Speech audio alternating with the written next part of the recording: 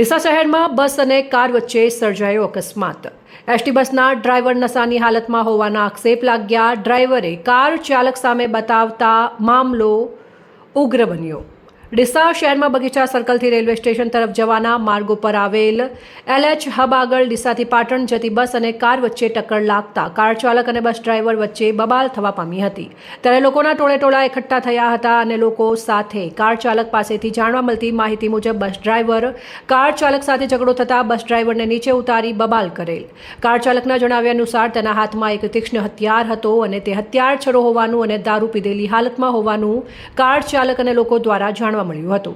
ત્યારે કાર ચાલકે પોલીસને જાણ કરતા ડીસા શહેર દક્ષિણ પોલીસ વાન ઘટના સ્થળે આવતા પોલીસે બસ ડ્રાઈવરને હથિયાર સાથે પોલીસ સ્ટેશન ખાતે લઈ જવામાં આવ્યો હતો। ત્યારે પોલીસે આ બસ ડ્રાઈવર દારૂ પીધો છે કે નહીં તેની તપાસ કરીને આગળની કાર્યવાહી કરશે। એ સમયે એસટી બસ ડ્રાઈવરે પોતાની ભૂલ કબૂલ કરતા મામલો થાળે પડ્યો હતો। અહેવાલ અમૃત માળી, સંબંધ ભારત ન્યૂઝ, ડીસા।